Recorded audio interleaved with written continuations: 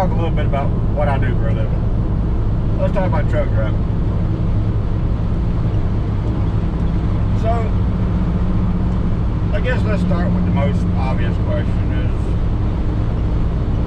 why did I start driving trucks? Well, I started driving trucks for the same reason a lot of people started driving trucks. You gotta make a living somehow, and when you're in rural podunk, nowhere, Alabama, you either work a factory job for minimum wage and get told you have to work overtime every week, and then you're working 7 days a week and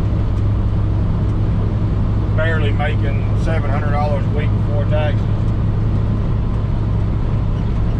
Or if you've got a clean record and you don't mind time away from home, you step into a truck. So that's what I did. Went to truck driving school, got my license. Failed the first go around. Yeah, I'm gonna say it, I failed. I got my license, but the first company I went with stuck me with a trainer that wasn't a very good trainer. So one evening, it wasn't even night, making a right-hand turn, and he decided that he was going to stick his head, he was going to lean forward, stick his head in the way of the mirror. I needed to see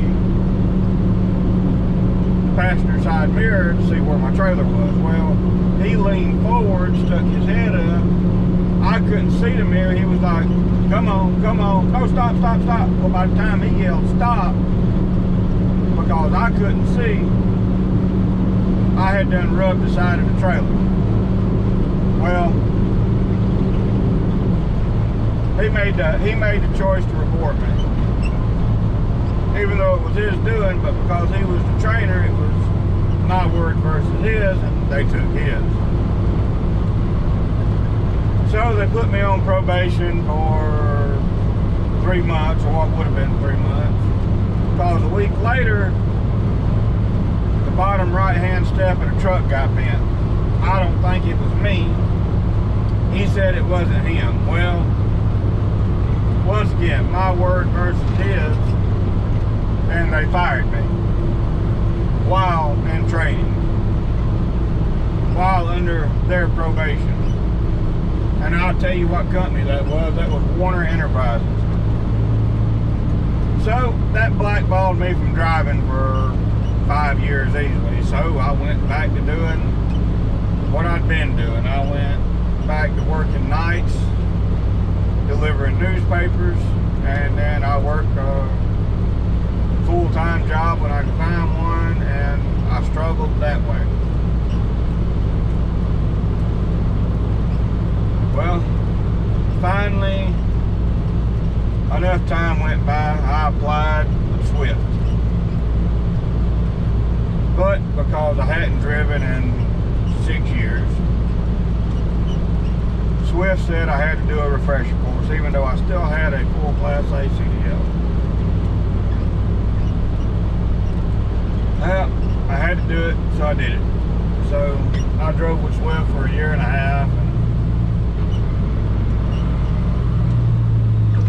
But either way, that's neither here nor there. Y'all don't need my whole driving history.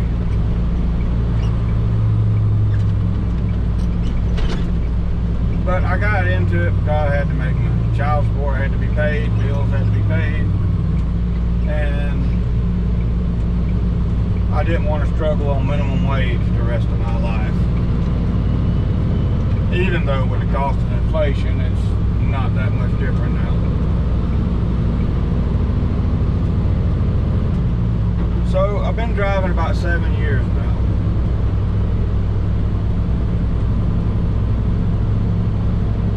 So the next question might be, what's it like being a truck driver? Well, from the viewpoint, you can kind of see what I do for just an overview, I guess.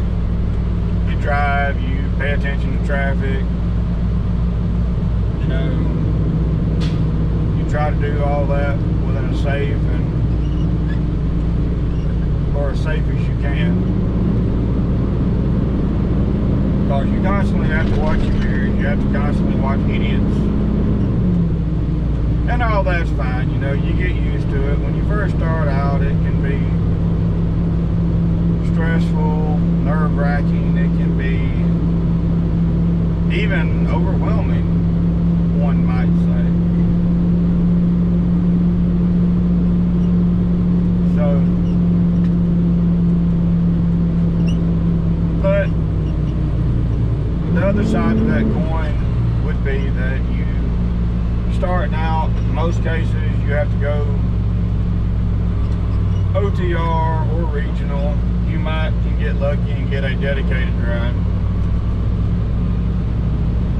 But I would say 80 to 90% of the time you're going to have to do some OTR. OTR is over the road.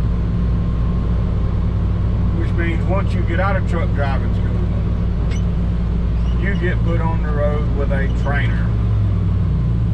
For most companies it's 4 weeks. Some do it a little longer, some might even do it a little less, but it's not super extended.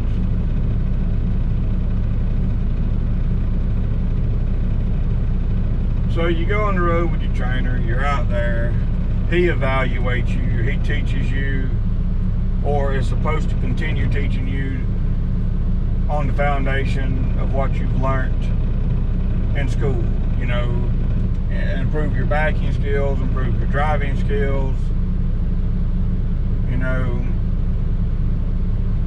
try to, you know, do different things, or try to improve upon different things, you know, what to look out for.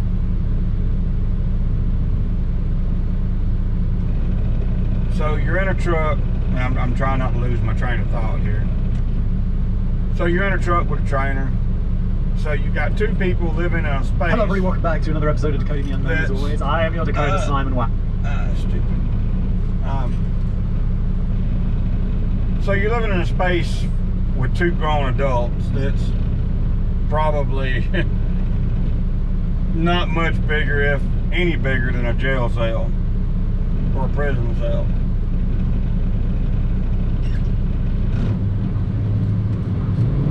So you do that for 4 weeks, and hopefully you and your trainer get along, and he's not a douche, he's not an asshole. And if you're lucky, he's a good trainer and believes in teaching you to do things the right way. So you get done with that, and you get on the road by yourself. You pass everything with your testing, and they give you your own truck. With me, I finished my training with Swift, and passed and graduated to a driver, and got out of the truck with my trainer in Salt Lake City, Utah. That's where I got out of the truck. They didn't have a truck for me. So a day later, they put me on a bus and sent me up to Lewiston, Idaho, which is right there on the border of Washington State. Got my first truck. I can't remember the exact year of the truck, but it had 400,000 miles on it. But it lasted another 6 months. So that's another thing. A lot of these companies, they're not going to put the newest drivers in the newest equipment. A lot of times they're going to put the newest drivers in the oldest equipment because, let's face it, new drivers are deemed, in a lot of people's opinion, to be more likely to tear stuff up. So, aside from all that, what's it really like? Well, most companies, you're on the road 2 weeks at a time. So you're home 2 days for 2 weeks. So you spend 14 days on the road. Then you can come home for 2 days. you have to be out 2 weeks at a minimum. So you have to keep clothes in the truck.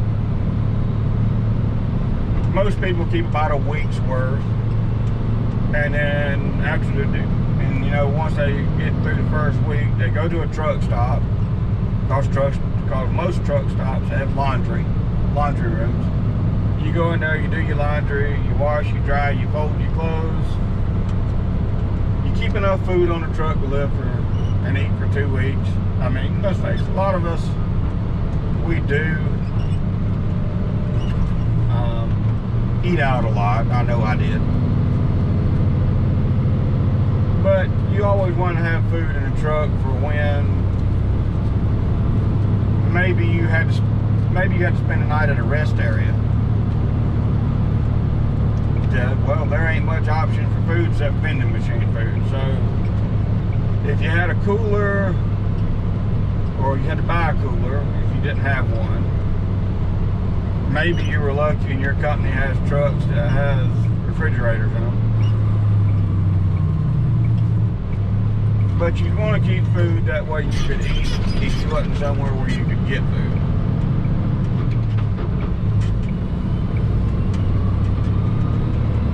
I know a lot of, and now this is where different people will tell you different things. Some people are okay with being on the road that much. Some people, I'll take time for myself one day. One day I'll come off the road when I'm tired of it.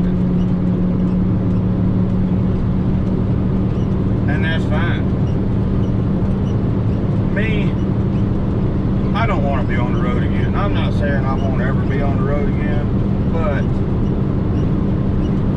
I don't want to be on the road again. I like being home. I like being able to spend time with my old lady. I missed a lot of time with my kids, and I hate that because they're about grown now. And the ones that aren't really grown, well, they have their own things to do. They have stuff to do after school, or they have a boyfriend, or whatever that they want to see and spend time with. And I get it. Dad's kind of not the priority at that point. I pray they don't hate themselves and beat themselves up over that decision when they get older. I wouldn't wish that on them. But I do regret heavily that I had to be a truck driver, that I had to be on the road so much. Because being divorced, and I only got them every other weekend, and even that was hard sometimes because I couldn't always make it home when I was supposed to. That's another thing. Companies will tell you they'll have you home on Friday on 1 o'clock, but a lot of times they don't care. You know, that's just the sad truth of it. They'll be like, well, we can't make that happen, so you won't get home till Saturday at noon. Well, Saturday at noon to Sunday at 6, it's not a lot of time to spend time with kids. And then but like I said, there's some drivers that they look at it as doing what they have to do, and they just have to accept it. And then when they get to be about 60, they retire from OTR driving, they start doing something local. Well, at 60 years old, your life is almost over, in my opinion. If you're lucky, you live another 20 years once you hit 60.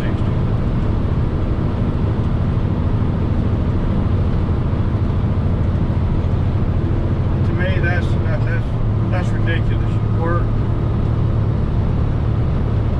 You start driving when you're in your late 20s, early 30s. And you drive until whatever, full time,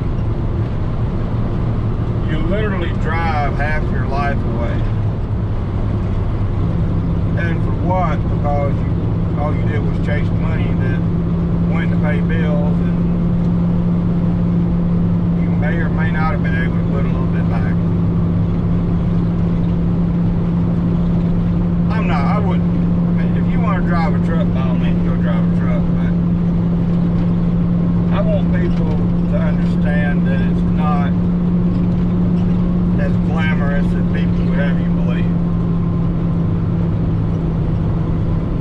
not a paid vacation. It's not being paid to see the country.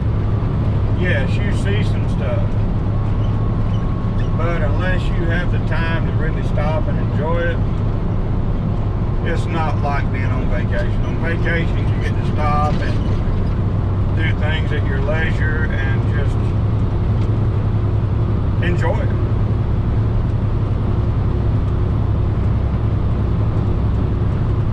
So it's not the same to me. Some drivers do it because they have that personality that they just can't stand to be still. They can't stand to be in one place all the time. And I understand that. I completely get that. But to me, it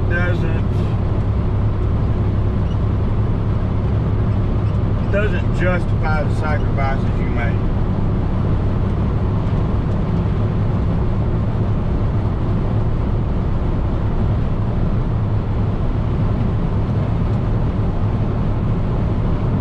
You know, 7.5, almost 8 years at this. And every time I found a local job, I've ended up having to go back on the road because local jobs just don't pay.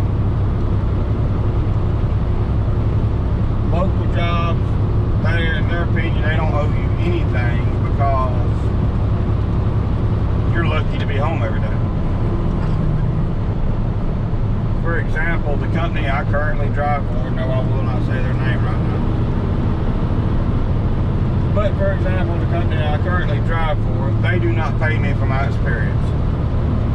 They do not pay me for my experience as a truck driver.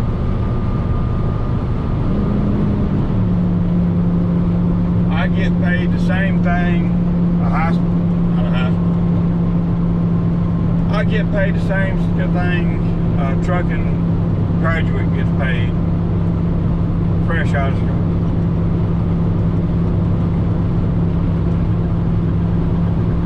So I don't get paid for my experience. Been driving for 7.5 years and I don't get paid for that. My experience. And when you ask them to pay you more, they say we can't do it.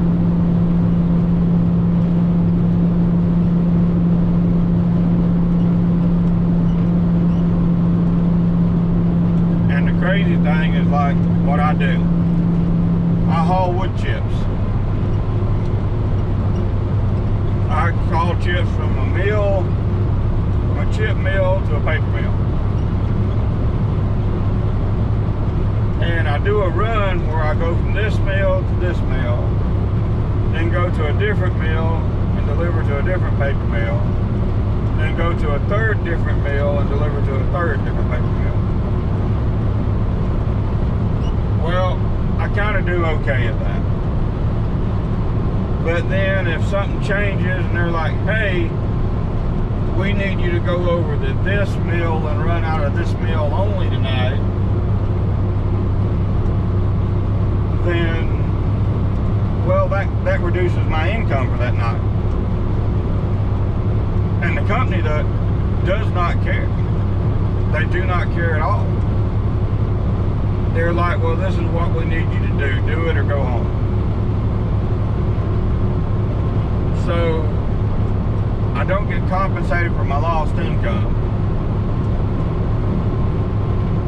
And then when my regular run gets messed up, say because, okay, this mill is down, or I can no longer take this load from this mill to that location, well, that screws up my whole run.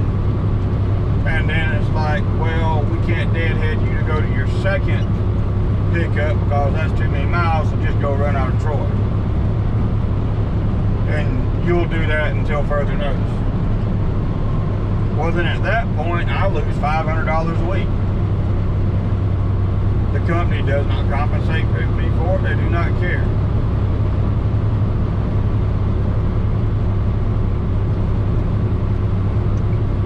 Local jobs usually will treat you like a dime a dozen.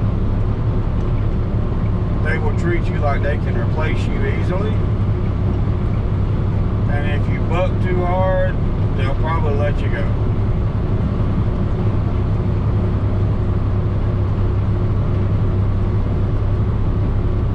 But the fact that, and that's why I've never been able to make a local job last very long. I've made this one last about a year.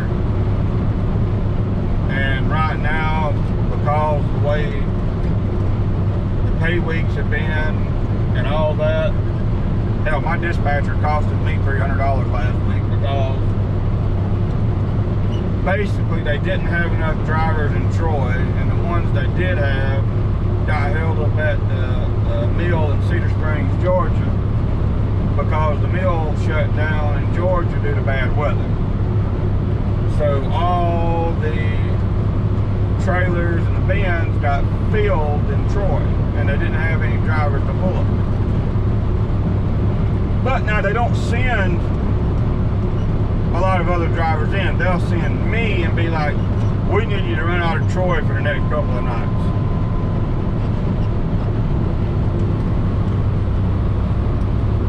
Is what they'll do.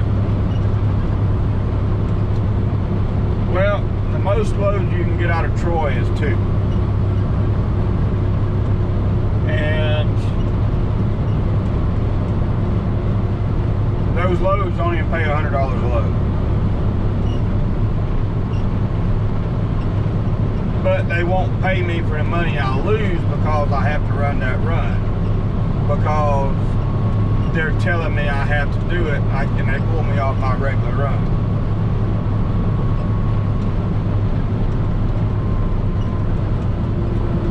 Don't get me wrong, there's fluctuation in all driving jobs on some level.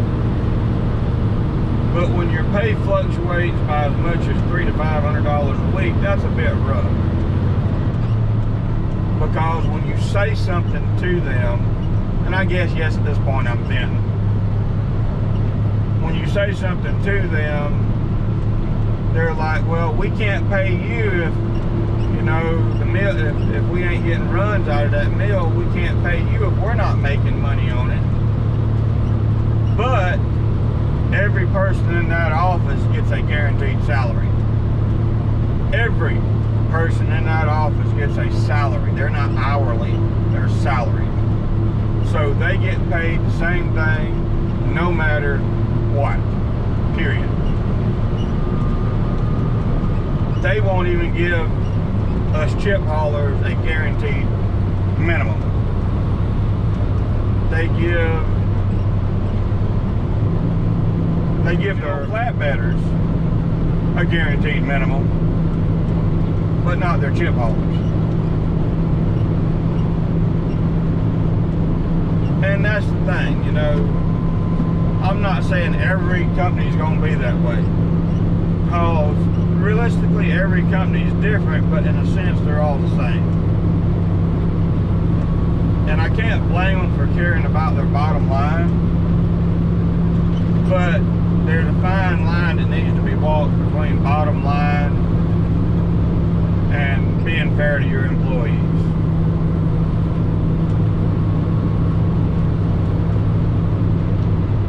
But I guess that's the end of my rant right now. Maybe that helped some of y'all, maybe it didn't. Maybe it's just me rambling, bambling, and, you know, not getting much said. But that's kind of been my experience with driving.